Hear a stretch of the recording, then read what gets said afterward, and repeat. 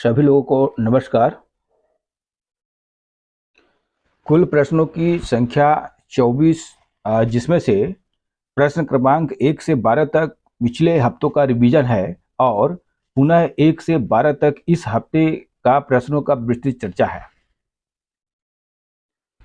पहला प्रश्न है, किस देश ने राष्ट्रीय दिवस के अवसर पर मुख्य अतिथि के रूप में भारत के प्रधानमंत्री नरेंद्र मोदी को आमंत्रित किया है? तो इसका उत्तर होगा मॉरिशस।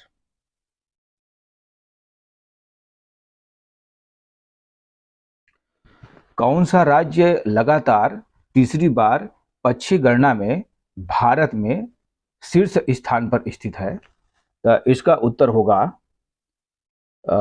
पश्चिम बंगाल।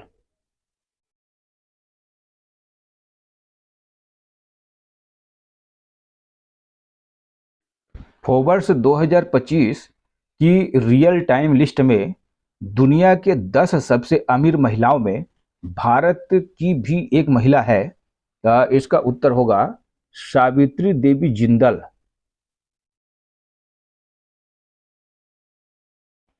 खजुराहो नृत्य महोत्सव का आयोजन किया जाता है, तो इसका उत्तर होगा मध्य प्रदेश।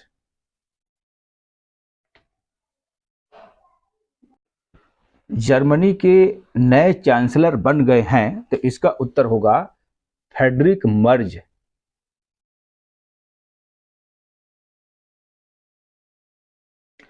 हाल ही में चर्चित वोलोदिमीर जेलेंस्की किस देश के राष्ट्रपति हैं? तो इसका उत्तर होगा यूक्रेन। वर्तमान में 11वां सेबी का प्रमुख कौन है? तो इसका उत्तर होगा तुहिन कांत पांडे।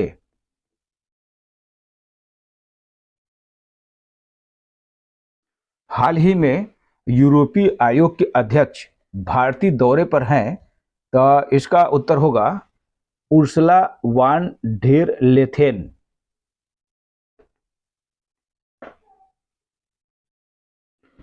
अट्ठाईस फरवरी को कौन सा राष्ट्रीय दिवस मनाया जाता है? तो इसका उत्तर होगा विज्ञान दिवस।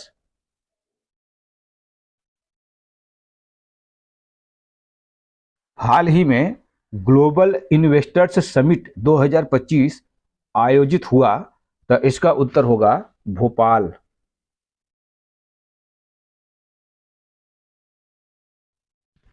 टोकिन की खाड़ी किन दो देशों के बीच विवादित क्षेत्र बना है? तो इसका उत्तर होगा चीन और वियतनाम।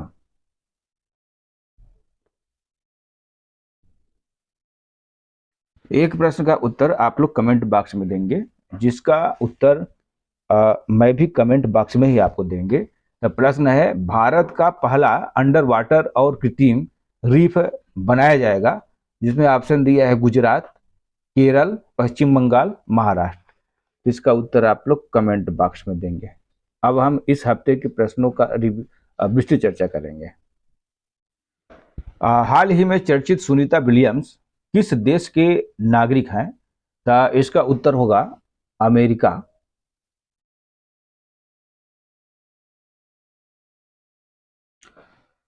अंतर्राष्ट्रीय स्पेस स्टेशन ISS पर लगभग 9 महीने से फंसी नासा की अंतरिक्ष यात्री सुनीता विलियम्स और उनके साथी अंतरिक्ष यात्री बुच विलमोर के साथ जल्द ही धरती पर लौटने वाली हैं।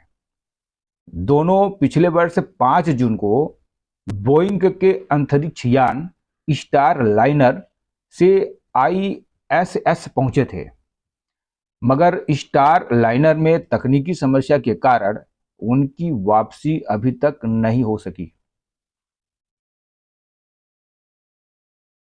भारतीय मूल की अमेरिकी एस्ट्रोनॉट सुनीता विलियम्स और उनके अंतरिक्ष के साथी विल्मोर मूच को अब धरती पर वापस होने की संभावना है। दोनों ने हाल ही में एक न्यूज कॉन्फ्रेंस को संबोधित किया। अंतरिक्ष में रहने के दौरान सुनीता विलियम्स अभी हाल ही में चर्चित में रही हैं। अगला प्रश्न है, गुजरात सरकार ने कच्छ जिले के किस गांव को प्राकृतिक अंतर्देशीय मैंग्रोव स्थल घोषित किया है? तो इसका उत्तर होगा गुनेरी। हाल ही में कच्छ जिले के लखपत तहसील के गुनेरी गांव को गुजरात का पहला जैव विविधता विरासत स्थल घोषित किया गया है। यह एक प्राकृतिक अंतर्देशीय मैंग्रोव स्थल है। गुजरात जैव विविधता बोर्ड ने कच्छ जिले के लखपत तालुका में 32.78 हेक्टेयर गुलेरी के अंतर्देशीय मैंग्रोव क्षेत्र को गुजरात के पहले जैव विविधता विरासत स्थल के रूप में अधिसूचित किया है। यह कच्छ के महान रणकोरी क्रीक और अरब सागर से क्रमशः केवल 1.75 किलोमीटर, 4 किलोमीटर और 45 किलोमीटर की दूरी पर स्थित है। अगला प्रश्न है, 97वां ऑस्कर अवार्ड 2025 में बेस्ट पिक्चर का पुरस्कार किस फिल्म ने जीता? तो इसका उत्तर होगा अनोरा।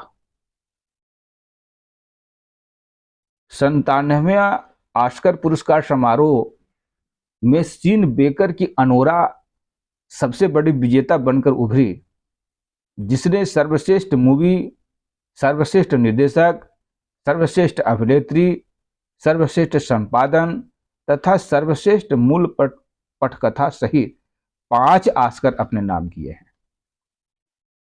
एड्रियन ब्रॉडी लगातार 2 सर्वश्रेष्ठ अभिनेता ऑस्कर जीतने वाले पहले अभिनेता बन गए, जबकि 2 जो सल्दान ने सर्वश्रेष्ठ सहायक अभिनेत्री जीतने वाली डोमिनिका मूल की पहली अभिनेत्री अमेरिकी बनकर इतिहास रचा। सीन बेकर एक ही फिल्म अनोरा के लिए 4 ऑस्कर जीतने वाली पहले फिल्म निर्माता बन गई है, जिन्होंने सर्वश्रेष्ठ मूवी, सर्वश्रेष्ठ निर्देशक, सर्वश्रेष्ठ संपादन तथा सर्वश्रेष्ठ मूल पटकथा में जीत हासिल की। पॉल टेजबेल ट्विल्ड कंज्यूम डिजाइन के लिए ऑस्कर जीतने वाले पहले श्वेत व्यक्ति बन गए हैं। लातविया ने पहली बार ऑस्कर पुरस्कार जीता। फ्लो ने सर्वश्रेष्ठ एनिमेटेड फीचर पुरस्कार अपने नाम किया। यह महत्वपूर्ण प्रश्न है कि 97वां ऑस्कर अवार्ड 2025 में बेस्ट पिक्चर पुरस्कार अनोरा ने जीता। तो अगला प्रश्न है, हाल ही में बीसीसीआई का अध्यक्ष नियुक्त किया गया, तो इसका उत्तर होगा मनन कुमार मिश्रा। देश भर के 27 लाख वकीलों की प्रतिनिधि संस्था बार काउंसिल ऑफ इंडिया के अध्यक्ष पद पर मनन कुमार मिश्रा एक बार फिर निर्विरोध चुन लिए गए हैं। सुप्रीम कोर्ट के वरीय अधिवक्ता और राज्यसभा सदस्य मिश्रा ने अपने प्रभावशाली चुनावी रणनीति, लोकप्रियता और व्यवहार कुशलता के दम पर सभी विरोधियों को पीछे छोड़ दिया। हालांकि इस बार उनके राज्यसभा सदस्य बनने के बाद विरोधी दलों की सक्रियता और कड़ा मुकाबला होने की अटकलें थी, लेकिन अंततः कोई प्रत्याशी मैदान में सामने नहीं आया। अगला प्रश्न है, विश्व वन्य जीव दिवस मनाया जाता है, तो इसका उत्तर होगा 3 मार्च को विश्व वन्य जीव दिवस मनाया जाता है, जिसका उद्देश्य वन्य जीवों और उनके प्राकृतिक आवासों के संरक्षण के महत्व को बढ़ावा देना है। यह दिन हमें वन्य जीवों के अस्तित्व को बचाने और उनके संरक्षण के लिए वैश्विक जागरूकता फैलाने का अवसर प्रदान करता है। संयुक्त राष्ट्र द्वारा 2013 में इसकी शुरुआत की थी और तब से यह हर साल मनाया जा रहा है। इस दिन को मनाने का मुख्य उद्देश्य वन्य जीवों की रक्षा करना और प्राकृतिक संतुलन बनाए रखना है। विश्व वन्य जीव दिवस वन्य जीवों और उनके नेचुरल आवासों के संरक्षण के महत्व को बढ़ावा देने के लिए मनाया जाता है। इसमें जो 21 मई है, ऑप्शन में 21 मई है, ये 21 मई को आतंकवादी विरोधी दिवस मनाया जाता है। अब 5 जून को पर्यावरण दिवस मनाया जाता है। 8 मार्च को अंतर्राष्ट्रीय महिला दिवस मनाया जाता है और 22 अप्रैल को पृथ्वी दिवस मनाया जाता है। तो अगला प्रश्न है, वर्ल्ड जूनियर शतरंज चैंपियनशिप 2025 का खिताब जीता। तो इसका उत्तर होगा प्रणव वेंकटेश। चेस की दुनिया में भारत को एक और 18 वर्षीय विश्व चैंपियन मिल गया है। ग्रैंड मास्टर प्रणव वेंकटेश ने मोंटेनेग्रो के पेट्रोवाक में खेले गए विश्व जूनियर शतरंज चैंपियनशिप 2025 के ओपन सेक्शन में खिताबी जीत दर्ज की। उन्होंने 63 देशों के 157 खिलाड़ियों को मात दी, जिनमें 12 ग्रैंड मास्टर भी शामिल थे। प्रणव ने पूरे टूर्नामेंट में शानदार खेल दिखाया और उसका सबसे यादगार पल मैट्रिक लावेरेंसी के खिलाफ ड्रा रहा, जिन्होंने 9 और 11 अंकों के साथ टूर्नामेंट का शानदार अंत किया। और ये ग्रैंड मास्टर बनते कैसे हैं? ग्रैंड मास्टर बनने के लिए किसी भी खिलाड़ी को 3 ग्रैंड मास्टर नॉर्म हासिल करने होते हैं और इसके अलावा उनकी लाइव रेटिंग 2500 ELO अंकों से अधिक होनी चाहिए। इसके पहले प्रणव ने पहले 2 grand master norm Sitges open 2022 और बेज कैप्सो राउंड रॉबिन मार्च 2022 प्रतियोगिता में हासिल कर लिए थे। अगला प्रश्न है, हाल ही में भारत की नदियों में रहने वाली डॉल्फिनों का सर्वेक्षण किया गया, जिनकी संख्या है, तो इसका उत्तर है 6327। भारत की नदियों में पाई गई 6327 डॉल्फिन, यह एक व्यापक सर्वेक्षण से पता चला है। नदियों में रहने वाले डॉल्फिनों पर किए गए पहले व्यापक सर्वेक्षण में पता चला है कि देश के 8 राज्यों में डॉल्फिन की अनुमानित संख्या 6327 है। ये डॉल्फिन मुख्य रूप से गंगा, ब्रह्मपुत्र और सिंधु नदियों में पाई जाती हैं। 2020 में शुरू किए गए प्रोजेक्ट डॉल्फिन के तहत किए गए इस सर्वेक्षण से भारत में इस प्रजाति के बारे में विस्तृत जानकारी मिली है। भारत में मीठे पानी की 2 प्रजातियां पाई जाती हैं, गंगा डॉल्फिन और सिंधु डॉल्फिन। तो ये स्वस्थ नदी पारिस्थितिकी तंत्र के जैव सूचक के रूप में कार्य करती हैं। दोनों प्रजातियां संकटग्रस्त श्रेणी में आती हैं और वन्य जीव संरक्षण अधिनियम 1972 की अनुसूची में ये सूचीबद्ध है।